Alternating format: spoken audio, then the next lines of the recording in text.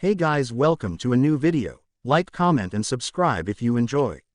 Without any further interruptions, enjoy the What If. Chapter 24. New Age Outlaws. She doesn't believe in her friends, Naruto thought to himself as he was alone with his own judgment as to why Robin was fighting so hard to leave.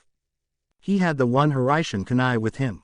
A far cry from being able to use it with dozens at once like his father was able to according to legend, but even with one he would have been able to match or even overpower Bluno and save her, but he felt that Robin would have never forgiven him for it.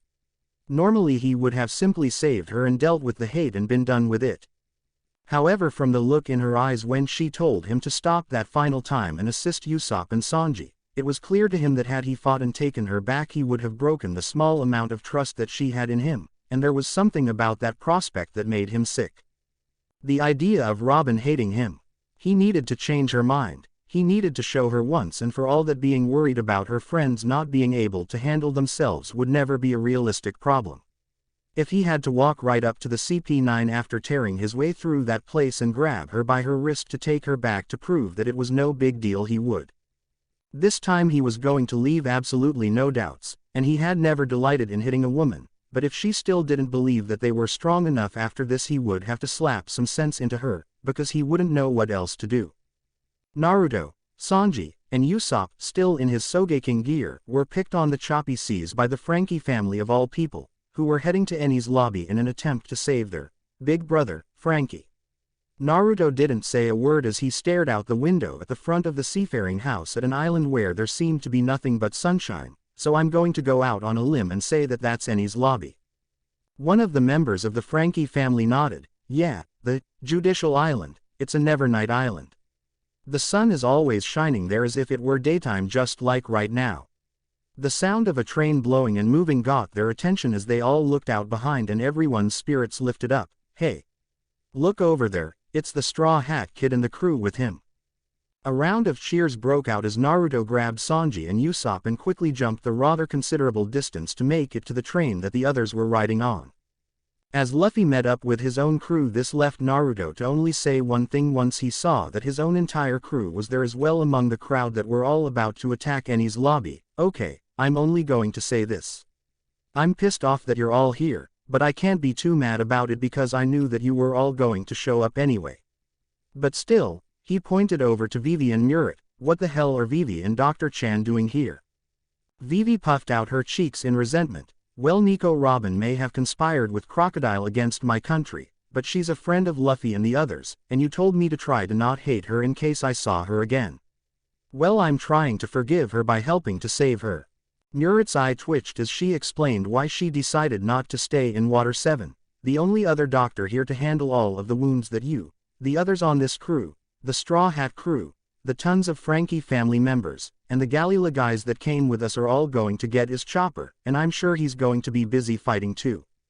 She put her hands on her hips. You paid me good money, Naruto-sama, too much money for me to sit back and be a coward. You paid for a doctor, well, you'll get a doctor. She revealed a rather sizable pack on her back to him with a smirk.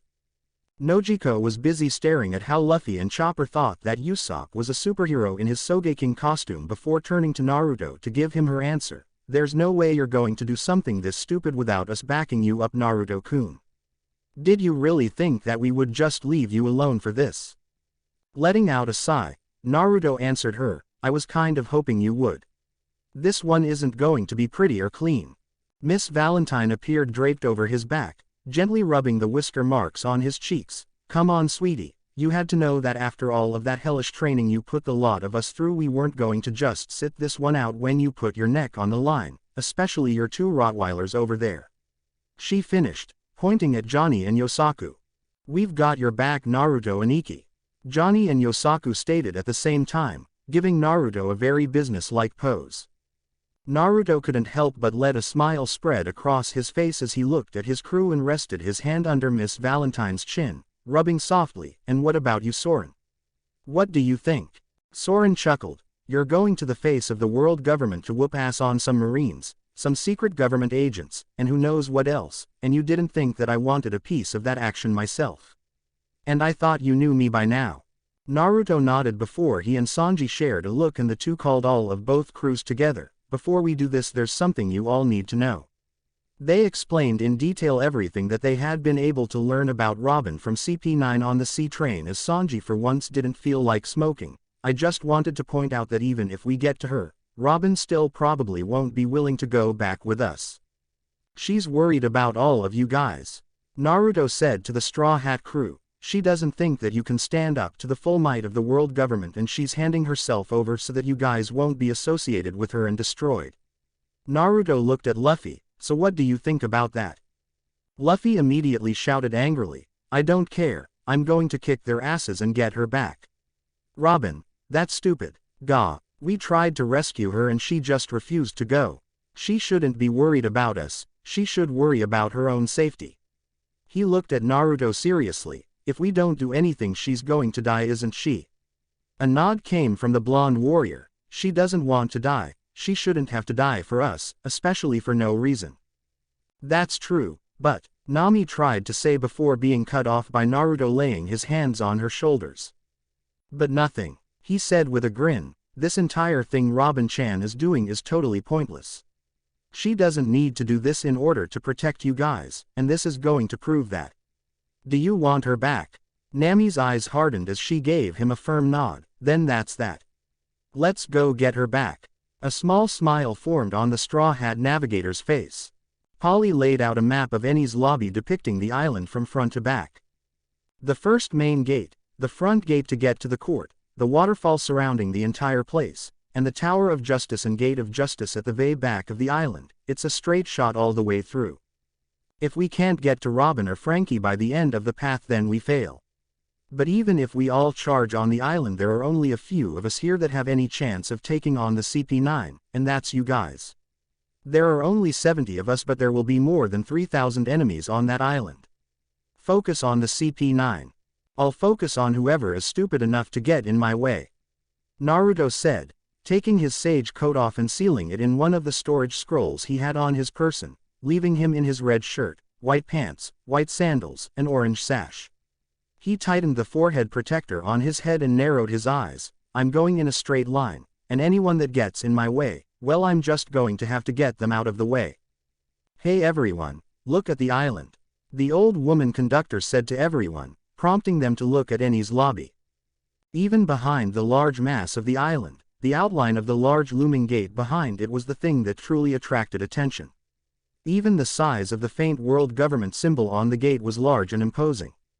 Everyone stared at the structure in awe before Naruto finally spoke. So that's a gate of justice. Well now at least I know where to go to keep Robin-chan from leaving. He said seriously, if we want to save Robin-chan we have to do it before she gets through that gate, because I'm not sure that even my strongest jutsu could bust that thing down. It was the mass of a good-sized entire island all on its own. Nojiko pulled out her long-range rifle and planned to move outside to prepare. So what's the plan you guys? Plan. Naruto and Luffy said at the same time as Naruto moved towards an open window. The plan is, I'm going to turn this place into a lopsided war zone and go get Robin-chan back.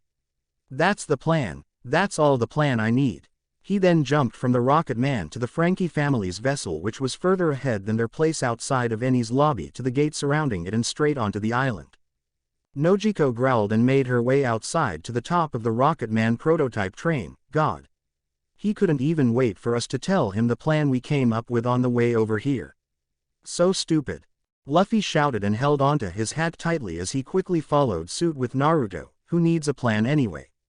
We know what we want to do and how to do it, so let's go. He then jumped off on his own as well. Soren and Zoro both watched their respective captains leave with similar deadpan faces. They couldn't have waited 5 minutes. They both looked at each other and grinned before shaking hands, both victims of the stupid captain curse. Luffy used his rubber body to grab a hold of the flag on the front gate and jumped right inside. We have an intruder. He just jumped right in. One of the Marines standing out front yelled in shock, get him. Kill that guy. Fudden. Chikaduka's wind release. Subterranean tunnel. Underneath the multitude of clustered soldiers, the ground cracked and exploded as massive bursts of wind were forced out of the ground, taking dozens of men and throwing them into the air with crushing might. With the path cleared, Naruto ran right at the front gate and formed a massive ball of energy between his two hands that he slammed into the huge front gate. Odama Rasengan, Great Ball Spiraling Sphere. The overpowered Rasengan blew the doors of the gate right open from whatever was keeping it closed and attached. The gates open. Naruto yelled back at the others that had yet to land, as if they could hear him, "Hurry up and get in here." Naruto ran after Luffy, quickly catching up as he saw the rubber man take out an entire squad of guards, allowing him to get close to him. "You ready, kid?" Luffy nodded eagerly. "Great." Naruto formed a cross-fingered hand seal, Taju Kage Bunshin no Jutsu, multiple shadow clone jutsu. In a huge puff of smoke, over 100 Kage Bunshin were spawned with only one standing order from their creator: tear this fucking place apart and get Robin-chan back. The Marines that had arrived to back up their defeated front guards almost turned tail at the sight of Luffy and Naruto leading the charge of over 100 Naruto clones. It's Straw Hat, Luffy and the Seed of War, Uzumaki Naruto. Those two. That's a combined bounty of over 350 million. Luffy began taking out Marines by the droves with single punches and kicks, not even bothering to use actual attacks. "Where's Robin?" he shouted as he continued to tear through them like tissue paper. Naruto's clones had split off to terrorize other portions of the island and use their one-hit lifespans to soften up the forces before their inevitable demise so that the others could fight their way inland without too much resistance that Naruto and Luffy were doing a bang-up job of rending asunder all on their own. Luffy ducked under a wave of slashes from swords and all other kinds of weapons before he effortlessly disposed of those soldiers that planned to use numbers to take him down. "Hey Naruto, should we be keeping count on how many each of us can beat?" Naruto was backstepping and keeping just out of range of another group of Marines' bladed melee attacks. "I don't think you really want that, Luffy. Your ego might end up taking a hit today." "Chicken!" Luffy shouted at Naruto as he quickly dispatched another group of Marines with a stretched kick that caught them all. "Gomu Gomu no Muchi, Gum Gum Whip." "And that's 10, you big chicken." Luffy started clucking obnoxiously, throwing the advancing Marines that saw and heard him off guard and allowed him to quickly pummel them. 15. He shouted before clucking again. "Fine." Naruto yelled with a tick mark on his head. "Hakairashi Shugeki, Destructive Storm Bombardment." Naruto stopped backing off from his group of Marines and began spinning in a circle as he got close to them, kicking up an wind storm that disguised his movements and swept the Marines up. However, the wind and dust storm didn't stop there as it carried over to another hapless group of soldiers and swept them up. It finally dispersed, leaving a rather tall pile of horrifically bruised and beaten bodies with Naruto standing on top of them, counting them out before pointing at Luffy and yelling, 18. "Now come on." Luffy blinked before being forced to dive between two slashes from Marines attacking him with naganatas before he kicked them both in the face and kept running deeper into the base. "Stop them. They're just two unarmed men." Luffy jumped over a group of them to grab onto a large pair of doors that he used to jump over and enter the gate into the main portion of the island. While they were looking at Luffy, who had scaled the massive wall, Naruto ran atop all of their heads and followed suit. However, he just sprinted vertically up the wall and jumped off of the top as he let out one loud shout, 42. They wondered what he was talking about until they saw some strange slip of paper attached to one man's back, burning down. Having a terrible feeling about it, they started to run away from him as he tried prying it off of his back. However, many weren't fast enough and got caught in the ensuing explosion from Naruto's explosive tag. Naruto jumped high into the air and looked down around the area to see Luffy surrounded by a massive crowd of agents and Marines that had him outnumbered by the hundreds. "Hey there, Straw Hat, Luffy, where's the rest of your crew? Enies Lobby's forces number in the 10,000s. What are you supposed to be able to do alone?" Luffy cracked his knuckles and pointed up. "You'd be surprised, and, well, I have my old ship's resident hobo with me." They all looked up at a figure obscured by the sunlight but heard him yell, "Goddamn it, Luffy. I wasn't your ship's resident hobo. But I will settle for ship's resident army killer." Luffy jumped now. Naruto landed on the ground in a mighty stomp just as Luffy left his own feet. Doden. Ukisaw, Earth Release, Magnitude. The ground began to crack and shake as if a relatively powerful earthquake and hit. The Marines found themselves caught in the cracks, breaking their lower limbs, or just falling to the ground off balance from Naruto's jutsu. The shaking was forceful enough to crack the walls of a few nearby buildings as well. "What? He can cause earthquakes like Whitebeard too. What kind of monster is this guy? One of the hapless Marines shouted in response to another of the things that Naruto was capable of. A grin crossed Luffy's face at seeing how Naruto had neatly set all of the Marines up for him to go open season on. Gomu Gomu no Storm, Gum Gum Storm. Luffy landed and immediately blasted away an entire side of the numerous discombobulated forces with a savage and uncountable number of rapid-fire punches while Naruto decided to finish off the other side himself. Fudden. Mukenrugo Buko, Wind Release, Raptor Swarm Assault. After finishing his hand seals, Naruto placed his hands directly out in front of his body and breathed deeply, forcing a stream of wind that he directed and manipulated with his hands. The wind surrounded the area and turned into a multitude of light green bird figures that darted through the air, faster than the normal soldiers could keep up with as they were all cut down by Naruto's attack. 400. I counted every punch that hit. Luffy shouted at Naruto once he stopped beating on the large number of soldiers to face his shinobi comrade. Naruto grinned back at him. You know that half of that final score counts to me as well because I set the prep work for that attack, so that assist gives 200 more for me. And add that to the 300 more that I just beat with my second jutsu and that's 500 in all, so suck it. Luffy was about to complain about that little addendum to the rules when he let it slip his mind. Ooh.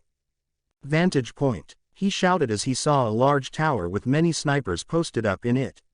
Luffy ran towards it with a look of intent on his face as he barreled past a huge number of Marines as he finally got up under the building. Gomu Gomu no Kazan, Gum Gum Volcano.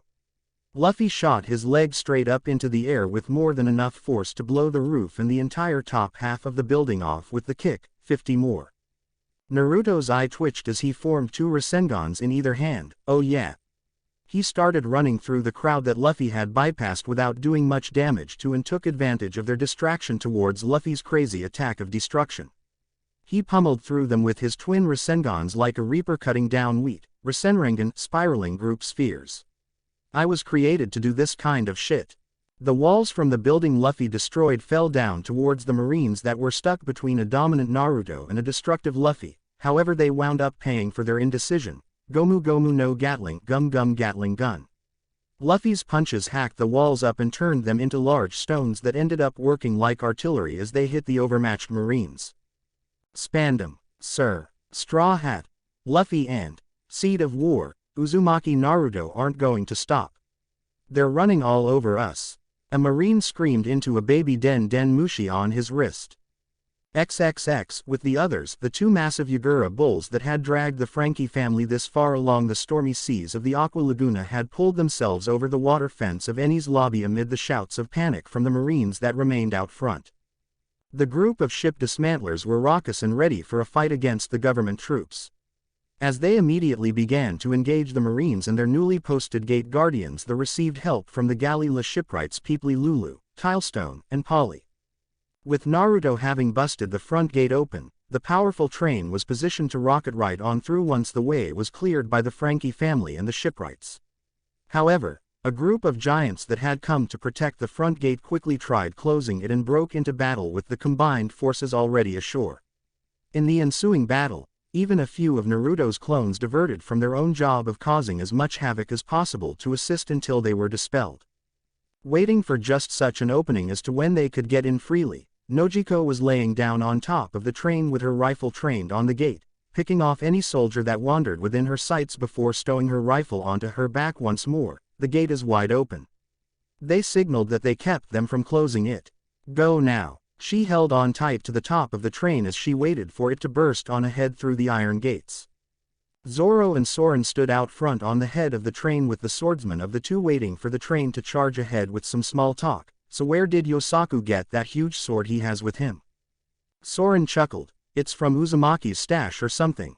I swear, that guy has some super weird stuff in his collection. That thing is heavy though. Even for me I wouldn't be able to use it that well, but he swings it like a Bakken. It's impressive.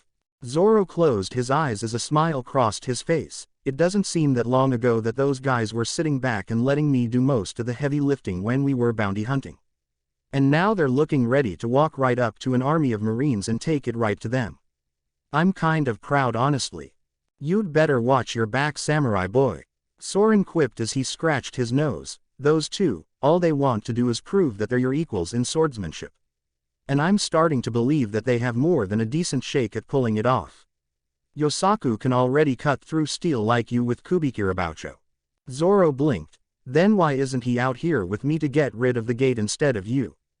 Soren pointed his thumb backwards, because as strong as he is with it and as good as he is with the sword, we're going to need more than 1 or 2 slashes to get through. I'm here because I can melt stuff, remember. I'm a safer bet than those two. He heard the train gearing up to gain speed and prepared himself. Alright, let's do this. You going to be okay back there, Nojiko? The girl nodded as she held on tight to the powerful steel contraption. Alright. Ibi no Huntai Gamen, rot body screen.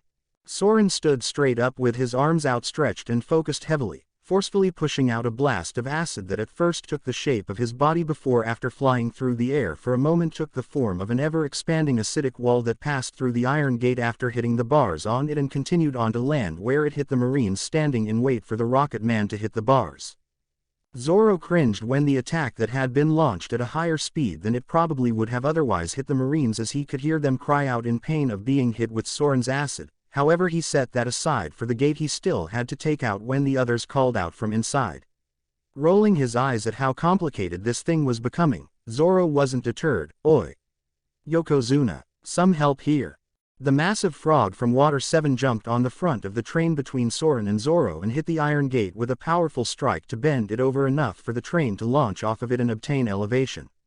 As they took off into the air, Soren looked at the huge creature that had assisted them. Uzumaki would totally dig you, big guy. He looked at Zoro, not frightened at all about a train hurtling through the air. Hey, I thought you were going to try and cut through it. Zoro sat calmly and explained it. I never said I was going to cut it. I said I had a plan to get through it. Everyone just thought I was going to cut it. How would I reach it? There's a good 10 feet from where we're standing to the very tip of the train. Inside, however, was a different story, as they found nothing to be excited about, hurtling through the air over the first gate. You idiots! Nami shouted at them as everyone inside screamed about how they were all about to die. Did you ever think for a moment about how we were going to land this thing? Leave it to luck, Zoro replied calmly. Nojiko shouted at him from the roof. She was gripping tightly as tears of fear fell from her eyes. If I weren't about to die and I could reach you without flying off of this thing, I would hit you for being so stupid. The train flew over the gate and crashed right into the back of one of the giants that the Frankie family and the Galila had been fighting. The group that had been ashore were mortified that with all that fighting they didn't even go through the gate, as it came to a stop not too far away with a dented front. A wounded Polly stood up and looked over at the train. Man, what a landing! Is anyone even going to come out of that? Nojiko shakily pulled herself over the edge of the roof of the train, shaking uncontrollably as she slowly made her way up to her knees. I'm not dead, she asked herself as she checked herself for injuries of any kind and cheered loudly when she found none. Yes. Woohoo! I'm not dead. Naruto-kun's damnable luck rubbed off on me at last. Johnny and Yosaku fell out of the train and immediately vomited as the sunglasses sporting swordsman recovered first, staggering to his feet. That was not cool. You tell people when you're about to do something like that, Zoro and Ikki. Yosaku followed suit, nodding his agreement to his best friend's view on the matter. Zoro jumped off of the front of the train with 2 of his 3 swords drawn as Sanji ambled out and looked at the situation of the battle between their allies and the Marines thus far. So now what? One of the Marines panicked at more people joining the battle and managed to shoot a series of small rockets at the train before any more could come out. After rocking the train with explosions, they heard a growl from among them. I was still sitting on that thing. They turned to see that Soren had gotten within their defensive perimeter. Ibi no sum rot claws. Before they could turn to respond, he had cut down the offending rocket-launching Marines assertively. The smoke hovering around the train then started becoming a solid cloud in the air above the Marines as Nami grinned with her staff separated in segments. This perfect Klima tact is amazing. She commented on the weapon in her grasp. Its speed and power are totally different from before. Now let's try it out. She shot a ball of thunder from a compartment in the weapon that hit the cloud. Sandaboruto Tempo, Thunderbolt Tempo. Massive amount of lighting struck down from the crowd and hit the Marines under the cloud, although Nami was forced to swiftly flee before she was hit with the dangerous attack as well. She ran over to Usopp and smacked him in the head with her weapon. That almost hit me too, damn it. Chopper freaked out that she had hit their superhero friend. Nami, why'd you hit Sogeking? Nami crossed her arms and huffed as Usopp, keeping his cover, explained, you're the one to blame for using it so recklessly like that. Usopp-kun said he never designed it be used like that. But, it is a really strong weapon. That actually beat a few dozen of them, he said as he looked over at the downed Marines. Hey damn it, Murat yelled over to where she was patching up the wounded men from the Frankie family, that almost hit me too. Watch that thing. Miss Valentine floated down from the sky with her umbrella. Phew, that explosion was close. I'm lucky that it just wound up blowing me into the sky. But anyway, she pointed off in a direction. I think I saw the path of destruction the two idiots who rushed over here made. Just as she said that, a loud explosion took out a tower in the distance she was pointing at, getting a laugh out of her. Kyahahaha. See. Polly crashed through a large number of Marines while riding one of the Frankie family's massive Yagura bulls. Get on. All of you. This isn't where you all need to be, don't forget why you're here. As the crews all hopped on the Yagura bull, he noticed that the Marines weren't just going to let them leave. When you see the CP9 guys, tell them something for me, would you? You're fired, he said as he jumped off to get back into the fight. XXX, Eni's lobby. Island Center, this is so stupid. Naruto yelled as he grabbed one of the Marines and used him to slam into the other Marines as a weapon. Why don't they just get the point and get out of the way already? They haven't laid a hand on us yet. Naruto set the weaponized man up and kicked him hard in the face, sending him flying into a group of other attackers. Just keep fighting, Naruto. Don't stop. Luffy yelled back to him as he smashed his way through his own set of Marines with hard, looping punches before clasping the flats of his feet together. Gomu Gomu no Yari, Gum Gum Lance. Luffy kicked a man in the body and sprung off of him to an elevated position. These stupid soldiers just keep coming. We're stuck here. Speak for yourself. Naruto yelled as he found himself starting to get dogpiled. Oi! Get off of me, you idiots! He shouted before the pile grew to a crushing size and shut him out. Fudden! Fujorui, Wind Release, Wind Fortress. Naruto yelled out in feral rage as a burst of wind with enough raw power to send the Marines that had piled on him flying like human bullets all over the place, taking out many of their own partners that they hit. Come on. Don't run away. I'm still being nice. I'm still being nice. I haven't even killed any of you on purpose yet. He taunted the Marines as he saw a large amount of them running away back towards the direction that he and Luffy had come from. Send half of our men to the front gate. A government agent in a black suit and hat shouted at a regular Marine, the other pirates have breached the gates. We have to stop them. Finally, Naruto said as a platoon of Marines got around him, all training rifles on him. However, he appeared to be ignoring them. It took them long enough. Fire. They all opened fire on Naruto to wind up with him disappearing in a puff of smoke and a bullet-riddled log covered with purple spores falling to the ground in his place. What? Mokuden. Haoshiba Sudo, would release. Spore burst. The log exploded, covering much of the area in a purple haze that had Marines dropping like flies. The cloud hung over the area until the sounds of Marine struggle stopped. Whoops. Okay, that one is obviously overpowered. Fudden. Daitapa, Wind Release, Great Breakthrough.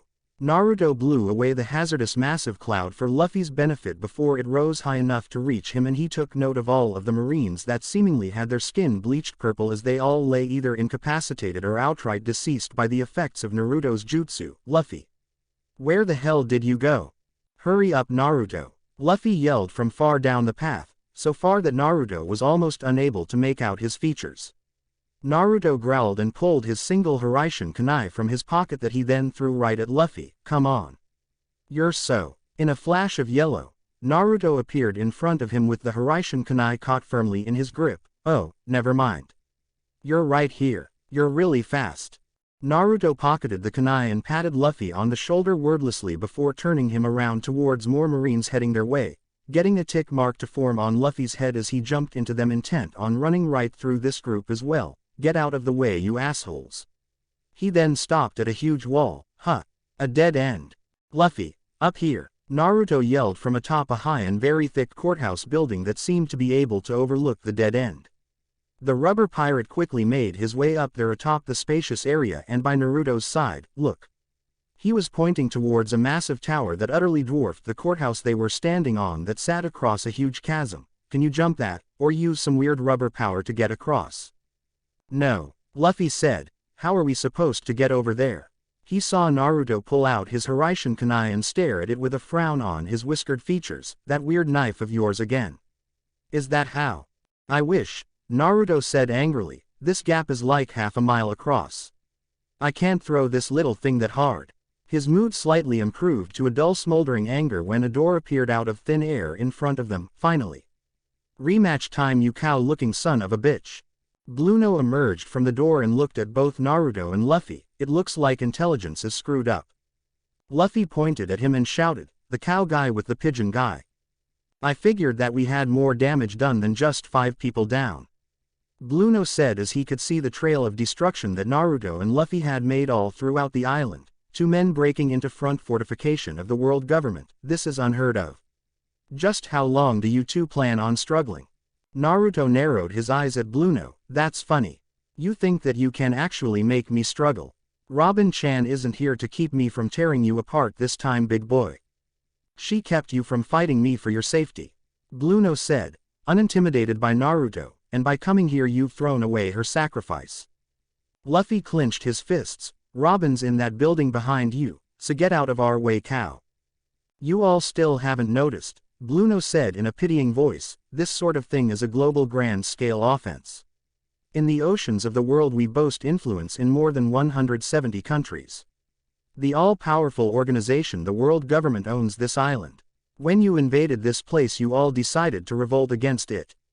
You'll all be hunted down and crushed, suffering cruel deaths. Naruto picked his ear. I was never a member of your world government in the first place. I'm from a place called the Elemental Nations. A place that you don't own, and never will as long as I'm alive to say something about it. He then set himself in a taijutsu stance. Now take me to Robin-chan or get ready to get your ass kicked. The Straw Hat already knows that you cannot defeat our Rokushiki, 6 styles. Blueno asserted, so why even bother when you know you're going to lose? Naruto grinned at him fairly, because I'm Uzumaki Naruto and I never lose. We never even fought in the first place, all I did was kick the shit out of you one good time and watch you run away. Naruto yelled as ran at Blueno, now let's try this again without all of the interference. Naruto. Luffy shouted childishly, I wanted to test my new moves out on this guy. Keep him in the holster for now, Luffy. Naruto shouted back at the captain. You don't want to use your new aces when you don't have to. Naruto cocked his fist back and had it held back at the ready with his other hand on his punching shoulder. Chowski Shugekiha tidal shockwave. Blueno simply stood still. Tekai iron mass. However, he wound up paying for it when Naruto's punch connected in his belly and doubled him over, blood flying out of his mouth. What? When he kicked me on the train it hurt, but this is on a whole different level. Naruto used his arm that wasn't buried into Blueno's belly to push on the back of his punching shoulder, impact. Like a piston, Naruto seemingly dislocated his arm at the shoulder and fired off a second punch of sorts that sent the man flying back and rolling along the ground until he retook his feet and glared at him, surprised. Good. He then noticed something about Naruto. His headband that had been on his head every single time he had seen Naruto was no longer in sight. You see, I'm glad I came on this journey. I've been very uncomfortable for a long time, and meeting the guys that I've heard about on the Grand Line has me really excited. I had to come up with a way to block off a lot of the strength that I painstakingly developed in tumultuous times, or else I would have risked hurting someone innocent just by being around. He pulled the headband out of his pocket and turned it over to the back to show that the entire thing was lined odd markings that spanned the entire inside of the headband fabric. Seals. These seals were meant to stifle my physical prowess. With this thing off of me I run faster, I jump higher, I have more chakra at my disposal, and I hit harder. He placed it back in his pocket. I don't need it to beat you, but I came here to make a statement. He cracked his knuckles. If I didn't have this on I would hurt people just by giving them hugs and handshakes. I needed it, and now I don't, because I couldn't care less if any of you CP9 losers survived this. Blueno grit his blood-stained teeth. That one punch, I don't understand. He cast away any doubts he had about fighting and continued to battle. Soru, shave. Bluno blurred out of sight. Ah, Naruto said sarcastically as he watched him vanish, you have a name for that. You want to know what I call it? I call it running. The sound of the air cracking softly was the indication of Naruto blurring out of sight as well. A loud dull thud of a blow landing and breath exhaling preceded Naruto and Bluno reappearing with Naruto's foot buried in his stomach before he flew off and smashed into a wall that stood atop the fortification. Damn, I've still got it. Get up so I can kick your ass in fast forward. I'm getting Robin-chan out of here and none of you can stop me. Bluno wiped the blood away from his mouth. I underestimated you, he said before jumping at Naruto, dashing seemingly on the air in a zigzag pattern, Geppo moon step. He then threw a kick at Naruto that released a blade of energy from his leg, Rankyaku, storm leg. He began to grow angry when Naruto simply stepped around his attack with not even a flinch, Tekai, Rin iron mass, wheel. He rolled at Naruto rapidly like a wheel, trying to take him down with the consecutive kicks, however Naruto seemingly dodged him like child's play. Suddenly doors appeared under Naruto's feet that the blonde ninja caught sight of before he could step into them. These damn doors again. He kept himself from trapping his feet and charged right at Bluno. I fought a guy that had a power like this, and he was way better than you at using it. He saw a door appear by Bluno in midair that he opened up and stepped inside, however before he could shut it, Naruto grabbed his wrist and jerked him back outside before he could fully step inside. No you don't, there's nowhere to run this time. XXX with Straw Hat and Foxhound Pirates, one of the King Bulls that had been assisting in the attack, Sodom, had been felled by constant mortar fire coming from the Marines and their dogged defense of Eni's lobby. Thus the strategy to get deeper inside the island had to change up a bit. Nojiko lay atop the head of one of the massive King Bulls that were charging through the Marine stronghold with her scoped rifle at the ready, picking off Marines that planned on using mortars to attack and stop the huge animals. How far ahead did they get? Nami yelled up to her, just keep shooting Nojiko. Are you running out of bullets? She yelled to her sister in concern. After some near misses and some close calls from some errant rocket fire, Nojiko took the initiative and began covering their advance. Nami had to say that she was very impressed. She had no idea her sister could shoot so well. She hadn't missed a single shot. Looking down at her younger sister, Nojiko smiled, nope. I'm full up. I have more bullets than I know what to do with. Just worry about yourself for now and get ready to fight. She rubbed the top of the huge Yagura bull's head. Gamora's doing a good job of keeping his head still enough for me to shoot. She then went back to doing just that as she cracked off 3 more shots before reloading. She growled as Gamora had to move his head to avoid a rocket coming his way. This main road is totally choked. I don't think we're going to be getting any more support from Naruto-kun's clones either. I think they're all gone. We've got to go to the courthouse. Soren yelled over the sounds of battle. That old conductor Lady Kokura said that's where Straw Hat and Uzumaki are. He turned back to the side of the Yagura bull and fired off an attack at the Marines trying to take them out. Ebi no Jacken, rot hose. From his arms, a steady stream of acid came and hosed the soldiers down, repelling the ones that avoided the hits away from their ride. This sucks. Me and Nojiko are the only ones out of all of you with any ranged attacks. He noticed something in front of them and shouted a warning, fuck. Watch out. A series of large iron balls attached to chains hit the large animal, wounding it heavily. Zoro glared at the new arrivals, a group of large men wielding the weapons that had injured Gamora. Shit, who are these guys supposed to be? The defeat of the second King Bull sent up a loud cheer among the Marines who finally saw this as a chance to rally and counterattack. Damn, Sanji said as the Marines started surrounding them all. If we get stopped here then we're done for before we even get started. Vivi pointed up at the large gate that Naruto and Luffy had made it to. Look. That's where Kokura-san said that Naruto and Luffy were. Are they fighting already? We don't have much of a choice then. Zoro muttered as he and his fellow swordsman Johnny and Yosaku hand their hands tightly on their blades. We're just going to have to cut through straight to the courthouse. Chopper yelled out before any of them could jump off and start fighting their way through the force of Marines. Don't get off.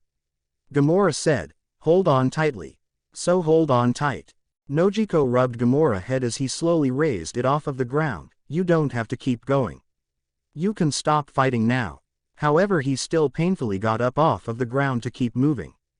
Soren patted the king bull on the back as it stood up. This thing is tough as nails. He took notice of the Marines planning to open fire on Gamora to put him down for good this time. No you don't, you bastards. Ibi no Danmaku, rot barrage. He started firing small acidic bullets, machine gun style, from his mouth that hit Marines with deadly accuracy, clearing the area around Gamora for the massive animal to struggle to his feet. As he stood up, Gamora immediately ran into a building at his side, quickly alerting Chopper to what was wrong. Oh no. He can't see. That attack damaged his retinas, he's lost his eyesight. Gamora kept charging forward amid the combat raging around him. He said that he promised Sodom. He then noticed that Gamora was running right towards the wall. No, stop. It's a dead end. If you hit that wall you'll die. Zoro narrowed his eyes at the destination of the King Bull. I don't see any dead end. Yosaku took Kubikiraboucho from his back, preparing for a fight the second they got past the Marines and their defenses. You need your eyes checked, Chopper, there's no dead end here. He said solemnly as everyone riding the animal prepared for the sacrifice it was about to make to get them through. Nojiko stood up on top of Gamora's head sadly and gave him a kiss on the top of his head as she prepared to jump off. As everyone prepared for impact, the powerful animal smashed right through the sturdy wall before finally collapsing on the ground, fully spent. Nojiko landed on her feet and ran to the injured Gamora, rubbing the gravely wounded animal's head. You did great. You got us all in. We're going to get your brother Frankie back, and Robin too. Thank you. She put her rifle up and pulled out her pair of pistols as everyone else climbed off of the back of the King Bull. She then ran to the large courthouse that Naruto and Luffy were spotted atop. Are they up there? There's no way up there, Nami said, before seeing Soren start to claw his way up the side of the wall with his acid technique and Miss Valentine float up above everyone else with her powers. Never mind, they can get up there just fine. Wait, how is she doing that? I thought she needed wind to do that. Vivi nodded. She does. Naruto put something that looked like weird drawing on the inside of her umbrella that activates whenever she opens it up, giving a small gust of wind that lifts her off of the ground. The princess then frowned. But that doesn't help us though, and the longer I'm out in the open like this the worse things can get for me. What if they can identify me as the Princess of Alabasta? We need to get up there and drop that bridge so we can cross. Follow us. Members of the Frankie family said, we know how to get you up there with Straw Hat and Uzumaki. Follow us through the courthouse. Seeing the opening to leading inside of the place, they ran inside and engaged the Marines stationed inside waiting for them. Meanwhile, in the air, Miss Valentine hovered over Naruto's fight with Blueno and couldn't help but smile at what she was seeing. XXX Naruto vs Blueno. Blueno was in dire straits as he was using every bit of the speed that Soru provided to keep out of Naruto's reach, and was failing miserably. How could someone this strong exist without the world government taking his seriously sooner? He was knocked back with a single punch to the face that almost turned his lights out. Yet the man with the bull haircut proved to be durable as he never fell down from the hit. He took the punch and attacked Naruto with a single finger, Shigen, finger gun. Naruto backflipped out of the way of the attack, and you fail again. I was right on the money when I thought that you weren't the strongest. It's probably that Rob Lucci guy. Blueno used Soru again while Naruto was in the air from his backflip and rushed at him with his fist drawn back to strike at Naruto's prone body. Tekai. Sai Iron Mass. Smash. He hit Naruto's body and watched as it burst into smoke. What? How? There's never just one of me. Naruto said from a distance away from Blueno. My clones are always around somewhere, and they're always good enough sports to kawaii me with me when they see the opening. That's why I love Kage Bunshin no Jutsu so much. My clones are good soldiers. Naruto shook his fist out. You're fast, but you're not even close to being on the level of that Kizaru guy. I could never keep up with him naturally, but you, it's really easy. He pointed at Blueno. I'm the strongest man in the entire world. And you may think that's all talk, but I'm going to be proving it very soon. You can say that you fought Uzumaki Naruto before he became famous, if you survive this, that is. He looked up at the tower across the way with a glare. There's only one reason I didn't just dust you here and now. Because I need people to see this, and know that I'll kill them if they don't give me Robin-chan back. He saw a figure shirk away from the window once he shouted that. All talk. Blueno said, You may be getting the best of me, but there's no possible way that you can beat me in your next move the way you're suggesting you can. I said I was going to dust you. Naruto said threateningly. I never said I was going to do it in one move. Like I said, you're an example. Eat this. Naruto disappeared from his sight. I'll counter with my strongest attack, Tekai. Go Iron Mass, Strength. His body stiffened up as he shored up his defenses for Naruto's own assault. The stonewall look he took on didn't last as he ended up eating a punch to the face that he swore cracked his jaw. Naruto followed through with a spin kick to the face, multiple shots to his face and body, and a rising uppercut that launched him into the air. With a mighty yell, Naruto jumped high into the air as well and spun his body around rapidly before kicking Bluno down to the ground hard. Konohamaru Sora, leaf burning sky. Get up from that big man. Bluno's body hit the ground with enough force to crack the entire ceiling portion of the courthouse they were fighting on top of. As Naruto landed, he looked into the smoky crater and saw Bluno's bloodied, motionless body amid the rubble caused. Naruto took his headband from his pocket and strapped it back around his head, feeling the constricting effect of his seal take hold. Wrong place, wrong time, wrong person to piss off. Hope you're not paralyzed, but you were just shit out of luck. You all tried to exploit the wrong archaeologist. Naruto sighed and turned to Luffy, who watched the entire fight with a grin on his face. Man, that guy wasted a whole lot of my time. Luffy laughed. You kicked his ass. But that still only counts as one person you beat. Naruto rolled his eyes. Get Luffy to laugh even more. I still wish I could have used my new special moves though. But they mess up my body, so I guess this is okay too. Naruto patted him on the shoulder. Don't worry Luffy. You'll get a crack at one of them. That guy wasn't even the strongest. He then felt the light as a feather feeling of a certain someone drape over his back. Hi Valentine-chan. Miss Valentine gave him a quick kiss on the cheek as she looked at the beaten CP9 member. He didn't hurt you, did he? We just now got here and I just now saw the end of the battle.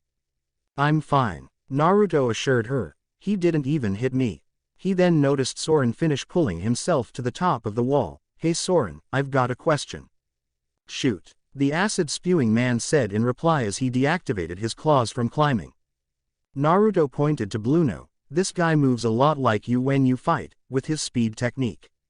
Do you know anything about it? Soren nodded. Yeah, it's called Soru. He laughed sheepishly. When I first started fighting Marines I kind of stole it from a few of the higher-ups that wound up pursuing me. It took a few years to get down though. Naruto nodded. The way he said that it sounded like he didn't know about the other powers this guy had. Maybe that Soru thing is just the easiest one to learn. That weasel guy on the train apparently hadn't learned them all and he could use it. Meh, it doesn't matter. That's not such a big deal Naruto.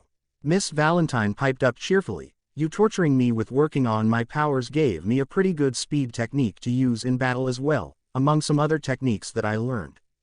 Luffy grinned and added his own 2 cents. Well, if you would have let me fight him you would have seen that I can move that fast too. So it is learnable, Naruto said before a grin broke out across his face. That is just great to know for after we get out of here. Luffy turned towards the tower across the chasm and shouted at the top of his lungs, Robin. I've come to get you out of here. Naruto's good mood that came after winning a battle then quickly faded as he picked up Bluno from out of the crater his body had been laying in. If this is the best you assholes have got then cough up Robin-chan right now. Last warning. The two waited outside for a long while until Naruto got sick of waiting, as did Luffy, who actually voiced it out. Hey. I know that you guys are all in there. Get out here. Naruto was seriously considering just taking the whole tower out then and there, but he didn't want to use anything too powerful and wind up bringing the whole tower down. Robin was still inside. Before he could throw the kunai and see if he could make it over, someone burst through the front of the tower holding another person, Frankie. And he's got Robin-chan. Across the way, Frankie used a fence that had been surrounding the portion of wall that he burst through to pull himself and Robin back up. Super. Alright, that was really close. He looked over at Robin, who he had set down. You aren't hurt, are you? He looked across the chasm at the courthouse. Damn, if I had one more bottle of cola then I could just clear the gap with a few coup d'events and get to the other side, but I can see Straw Hat at the very least. At the sound of more Marines coming after them from inside the tower, Frankie turned around angrily and fired off the installed weapons in his left arm, taking out many of them. "All right," Naruto yelled as he flipped the Hiraishin kunai in his hand. "Luffy, throw me at the tower so I can get the distance to throw the Hiraishin kunai and make it over." Naruto yelled across the gap, "I'll be over there in a flash, Robin-chan. Just wait and I'll get you out of there. It's kind of far," Luffy said as he stretched his arms to get a hold of the edge of the wall as he and Naruto ran backwards to use his rubber body like a slingshot, but it should still work just fine. "Gomu Gomu." Wait. The sound of Robin yelling out to them stopped Luffy from attempting to rocket Naruto closer to the tower. "I told you all several times that I'm not coming back, so go away. I never want to see any of you again." She continued to shout angrily at them. "Why'd you come to rescue me?" In surprise to her enraged yells, Luffy let his arms go slack and return normally to his body. "When did I ever ask you to do that?" She took a moment to block a sob before yelling again, "I just want to die." Frankie looked at her in shock. "What's the matter with you? They risked their necks coming this far and now this." "They did that on her own," Robin replied coldly. "Don't be stew." Frankie tried to yell back at her before a kick to his head drove him face first into the nearby wall by Kaku. "Damn it," Naruto yelled when he saw Frankie's figure go down from the attack. "Luffy, launch me into the air." Naruto ran at Luffy and was catapulted into the air by the powerful rubber man who shouted in exertion from throwing Naruto so hard. As he was high in the air, Naruto put everything he had behind throwing his kunai at the tower. "Robin-chan, I told you to never say that stupid shit ever again." A man inside the tower with long hair and a strange mask on his face yelled in horror as he saw the lone knife sailing at the tower. CP9. "Stop him." Blurs landed on the ledge out front of the tower at the man's behest, revealing the 4 members that had been confronted on the train as well as 3 new members that Naruto had never seen before.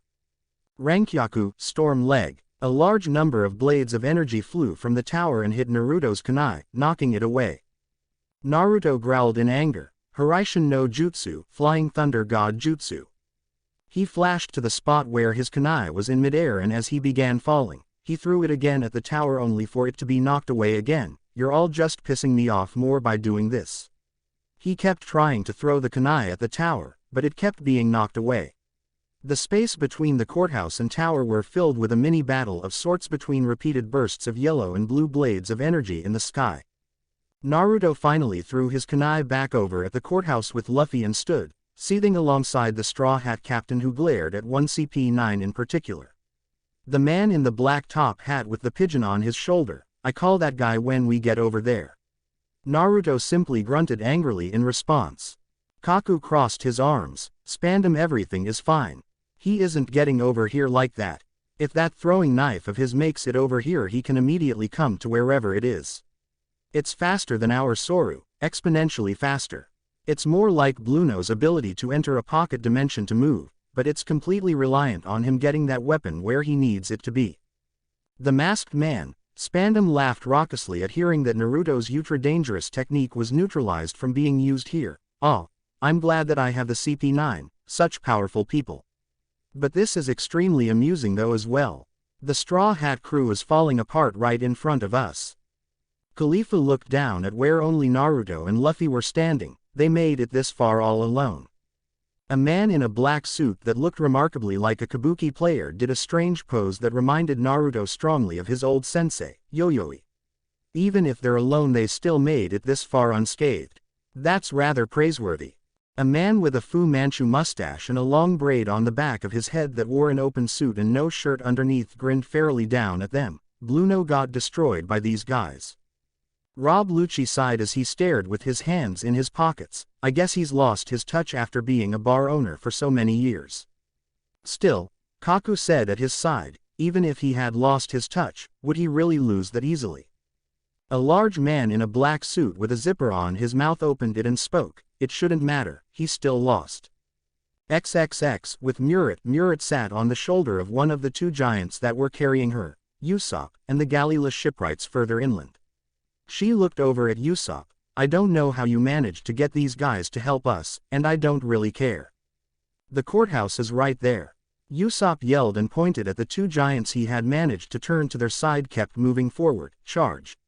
The two giants smashed through the unsuspecting defenses of the Marines that had surrounded the courthouse and were trying to get inside to take down the Straw Hats and the Foxhound pirates who were fighting their way to the top. "We'll be with your comrades in no time, my dear doctor," he tried to say heroically. Murat turned away and palmed her face. "Yeah, sure. Why do I always have to be the one hanging out with the idiots?" She then blinked. "Wait, I might be able to get through more than a few of these guys, but how are we going to fight our way through all of those Marines? You're a long-range fighter anyway." The giant they were riding on grabbed them both from his shoulders in his hands. "Huh." Grinning down at the tiny humans in his hands, the giant gave them both a confident smile. "I've got a way to get you two up there." XXX. With Naruto and Luffy stood, not moving an inch for the longest time while Naruto was thinking of some way to get over to the other side. Luffy finally spoke. "Robin, do you really want to die?" he asked disbelievingly. "Yes," she yelled back. The man Spandam laughed cruelly. "I don't think I've ever seen anything funnier than this. The captain that came all the way to save his friend and it's all been for nothing. He's been rejected for just trying to rescue her." Naruto was right, Luffy shouted back in immediate response to Robin's desire to die. "That's really stupid to say out loud." An explosion directly behind Naruto and Luffy led to Chopper, Nami, and Nojiko emerging through the ceiling to join the scene. "No matter what you say, we're going to rescue you anyway. And if you still feel like dying, then die afterwards." Naruto rapped Luffy on the head hard. "No, stupid.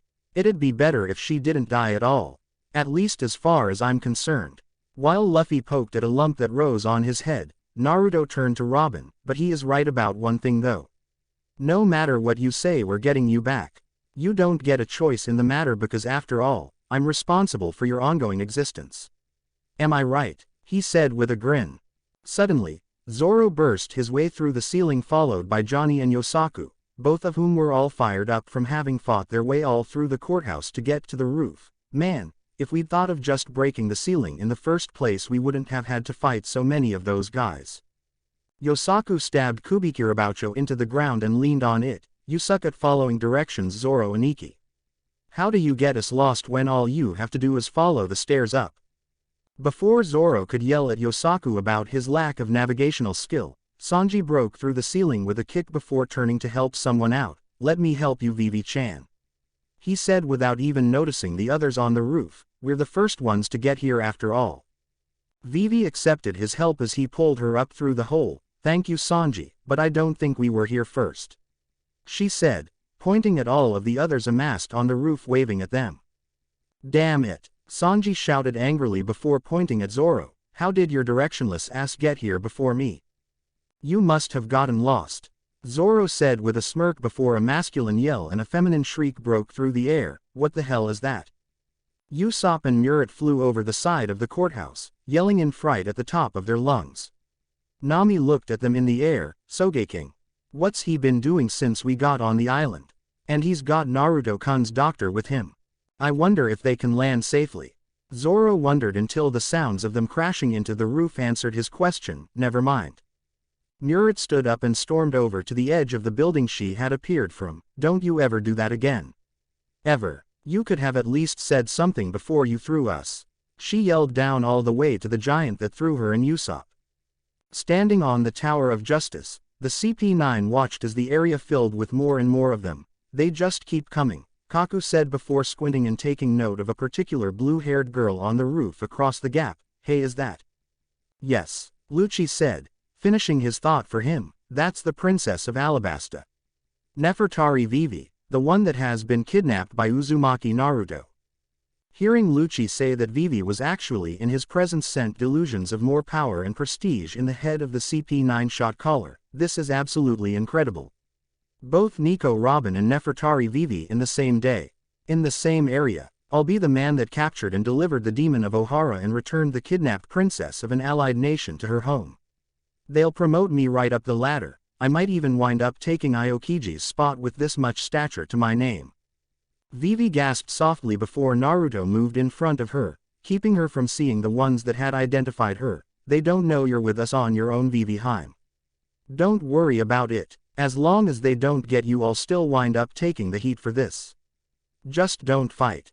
Taking the placement of the newly added suffix to her name with a smile, Vivi nodded, "Okay Naruto.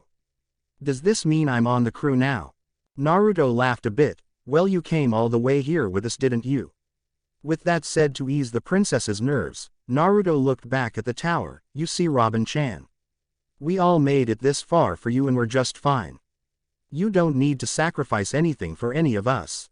Luffy nodded in agreement as tears started forming in her eyes. "Whatever you wind up deciding that you want to do, live or die, we want you to say it while you're with us."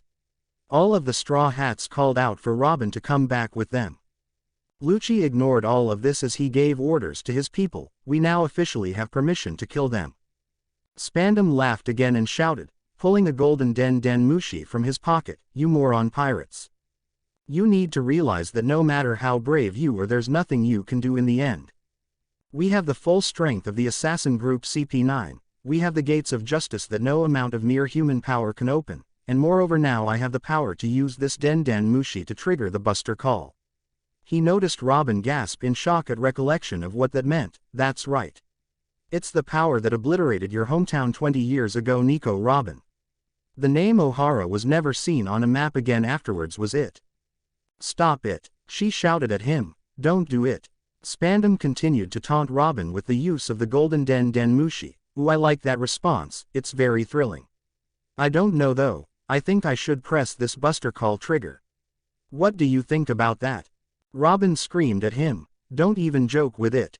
Do you even know what's going to happen when you press that?"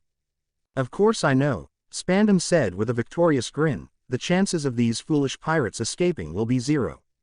With just a push of this button."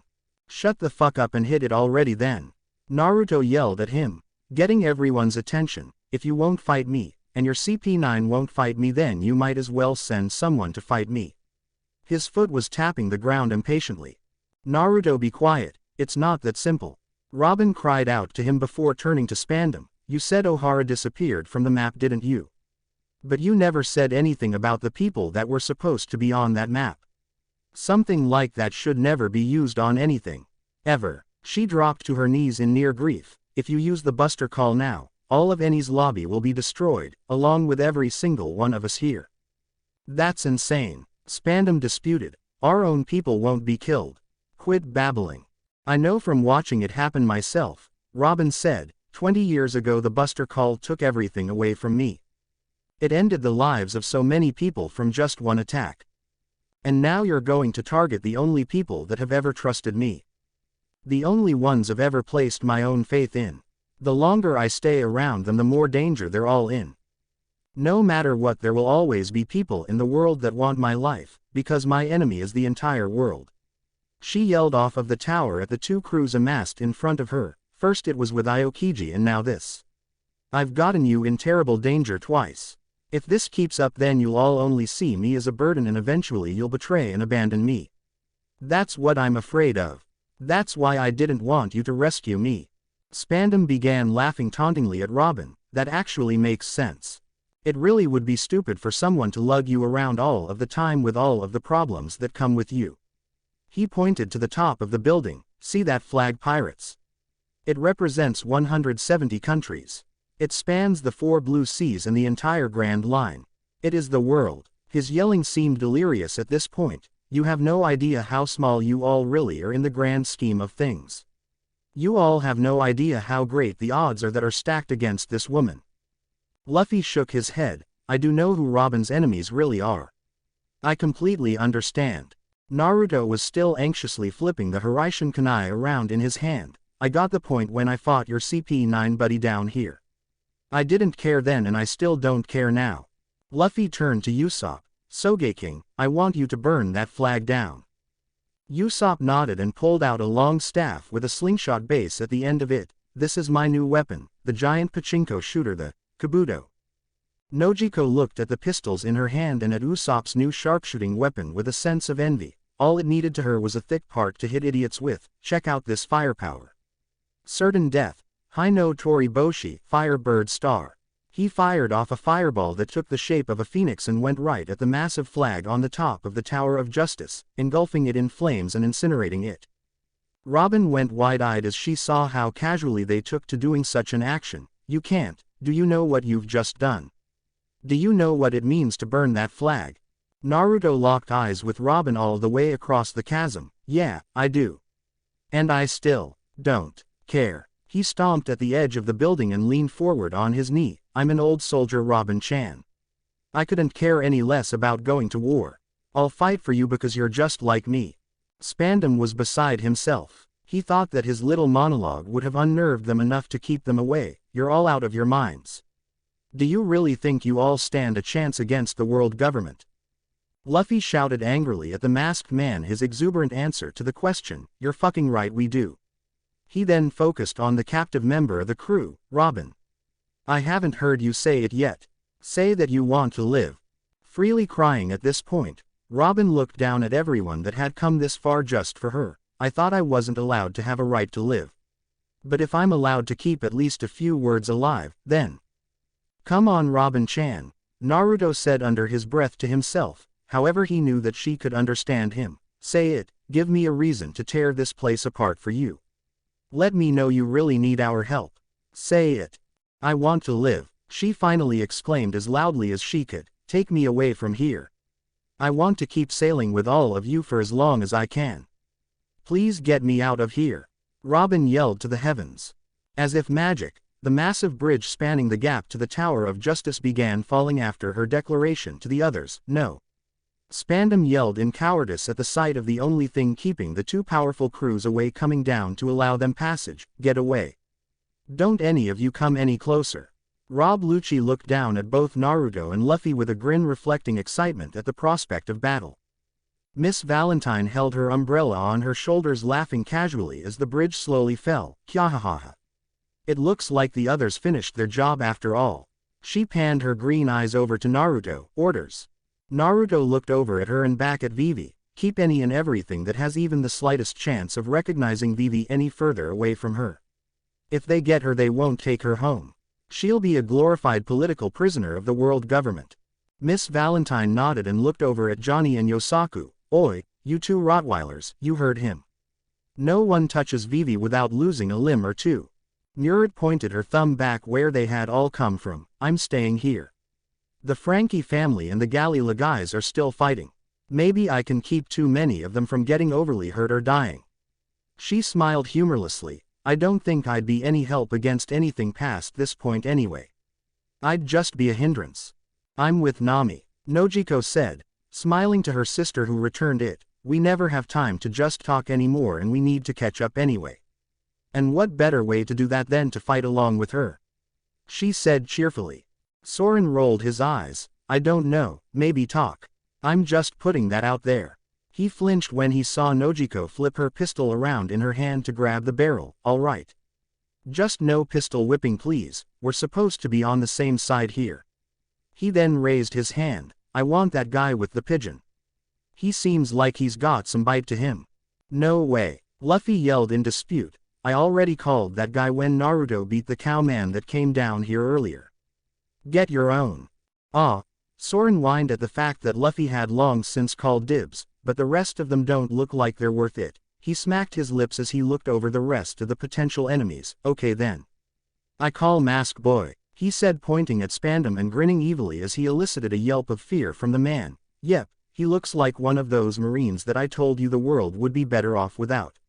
I'm going to savor that one. Johnny was bouncing on his toes waiting for the bridge to drop. Come on already, I want to show Zoro and Ikki my mad skills. You don't have any mad skills. Yosaku taunted. I'm the talent here, you're my sidekick, he said before getting kicked in the side of the head by an angry Johnny. Zoro ignored them for the most part and stood with his fingers drumming the hilt of one of his swords. Drop the bridge, let's go. Naruto locked eyes with the teary-faced Nico Robin in the Tower of Justice and gave her a calming smile. We're going to get you out of there, Robin-chan. It's the promise of a lifetime. These guys can't stop any of us. Luffy punched his palm hard and grinned, ready to fight as he started cracking his knuckles. Just hold on tight, Robin. We'll be right there in no time.